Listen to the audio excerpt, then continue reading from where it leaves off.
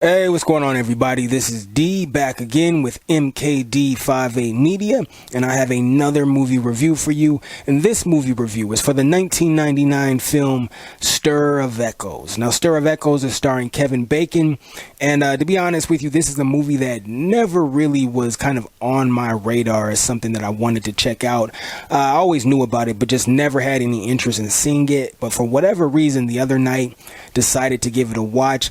I think the 99-minute runtime was a big part of that.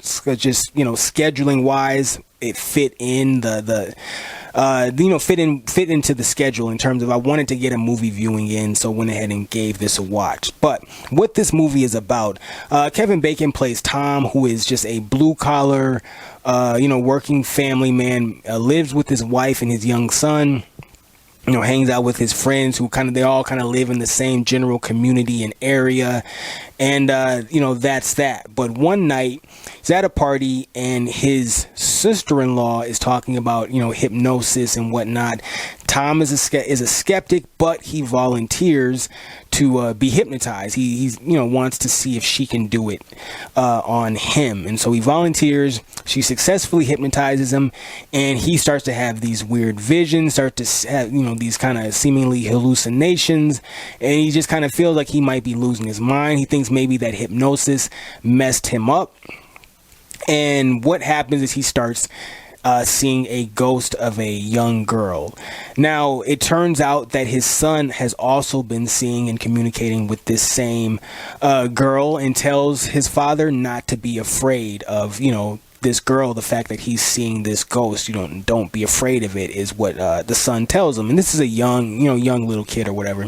And this is a relatively spoiler type review. I might not dive into everything, but this the status of this is spoiler status for this review. But so what essentially happens is this ghost is trying to push Tom to solve her murder. She was murdered and assaulted, and she's pushing Tom to kind of find out the secret behind all of that. And I'm not going to dig into what Tom discovers, but in the end, he does kind of get to the bottom of things, literally, with all the kind of digging and tearing up the house he's doing. He gets to the bottom of things and solves her tragic assault and murder. And, the tragedy continues even deeper because of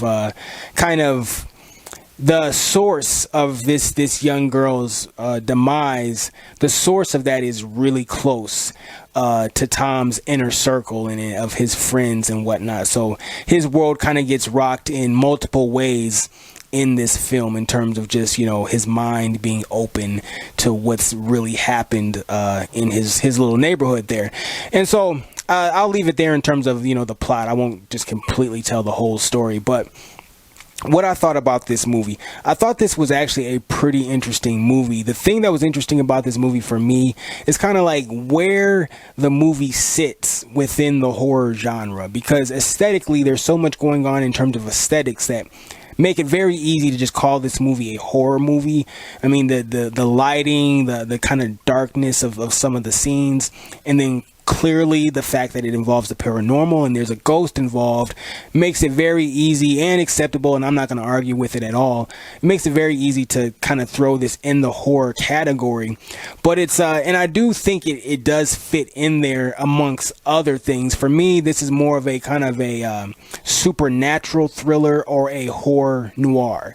And I bring up noir because there is a kind of detective type element, a low-key detective element to this film, in that a murder case is getting solved, but it's kind of in the beginning of the situation. Tom doesn't know that that's what he's doing, that he's solving this situation, but this girl's spirit kind of pushes him in the direction necessary to solve this situation. So to me, it's like a horror noir. And so I thought that was very interesting, just watching the movie, especially in the earlier portions of the film, kind of the earlier portions into maybe some of the middle portions.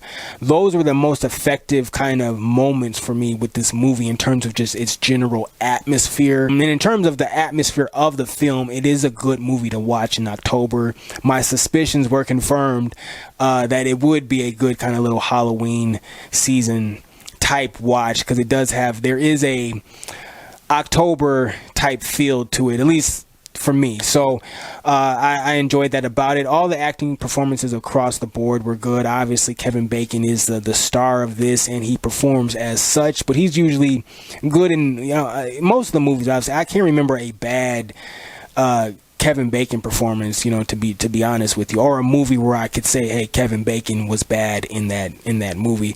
He's usually pretty good, and that continues. What else can I really say about this? The film can have a little bit of a spooky energy, but it's never really a scary movie, and it's never really, the spooky energy is never really like a malevolent type thing. The ghost in this film, spoiler alert if I didn't already say it, the ghost in this film isn't one to really be feared. It's just really just a victim of a crime, and she's trying to push Tom to truly solve her murder.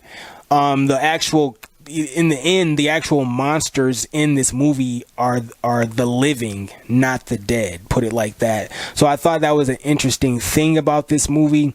So it fits into the horror category, but it's more because of the aesthetic nature of it, does it really kind of fit into that horror category. Now you could go in deeper and maybe go into say it's a psychological horror. And there's even a moment in this film, I'm going to talk about this. This is kind of an observational moment. Tom, played by Kevin Bacon, he's basically in the middle of having sex with his wife, and he starts to have visions of POV, from the point of view of this girl as she's basically being assaulted. He starts to have visions, and when this was playing out in the movie during the actual viewing, I wasn't really thinking about the situation in totality. I was thinking about how clearly it's kind of awkward that he's having visions while he's in the middle of having sex with his wife, and it's kind of messing up the flow of things, and it's interrupting, and you're like, yeah, that must be awkward and frustrating and but I wasn't really thinking about the fact of what he was having visions of and what was going on while he was having those visions, until later on, after I'd already watched the movie. So he's like, it's actually some kind of sick shit in a way, the fact that to be in that predicament where you're literally in the middle of being intimate with your wife, and then you start to have visions, POV visions of a girl's assault. That's some sick shit to have to juggle, to have to kind of figure out in real time in your head. So I thought that was and the more I thought about that, I started to be able to see more of the horror elements in this movie. It's more of a psychological type deal. There is some dark stuff going on in this movie, and the secret that ends up getting revealed is makes the film actually even darker. It's actually a darker movie than it initially kind of feels like, even once everything that happened. I watched this movie, was aware of everything that happened, and the heaviness of some of the events didn't hit me till later on, looking back at the movie, because even the way the movie depicts certain things, it almost doesn't show certain things in as heavy as a light as those scenarios and situations deserved to be kind of lived with. There's a lot of suicide happens because of certain things. The assault, the attempted assault that turns into a murder, that turns into a young girl being basically buried or built into the foundation of a house and in the walls or whatever. And, those type of things, the having basically a POV flashback of a rape while you're trying to be intimate with your wife, that is some sick some sick shit. Then on another level, and this might not have even been intended, but spoilerish stuff once again. The whole scene where Tom is digging in the backyard with his son, and obviously the wife comes home and she's stressed out, irritated by it, and to me that was good quality father and son time that Tom and his son were sharing, because they both could see the same thing. Him and his son were both on the same level in terms of what they were aware of, what they could see and communicate with. So they were both in the same zone. The mom was the one that was the outsider. She was the one that was kind of on the outside looking in, because she couldn't see and understand or feel what Tom and his son could feel. And so it's just kind of this weird, like, where it's like this father and son almost bonding. At least that's the way I looked at it. Bonding quality time moment, but the quality time is them digging up their house to eventually find the corpse of a dead girl who was, assaulted and then murdered. And then it's just like this whole circular, this circular thing of just darkness and horrible events happening. So I say all that to say it is a dark movie, actually, when you really step back and look at everything that happens. And once again, somebody commits suicide, and not to say that that person that I don't want to spoil everything about the movie, but I'm not necessarily saying that I just poor him, but death is dark. Kind of, to me, death is dark regardless of who it happens to. There's something dark about it. So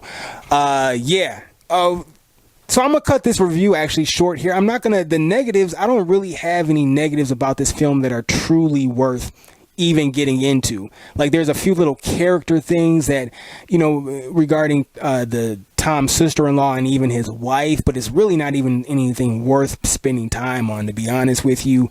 The only negative that I could say, if you wanted to say maybe it was a negative, is just the fact that the movie almost doesn't, the way the movie kind of feels almost doesn't do justice to how tragic the whole story actually is.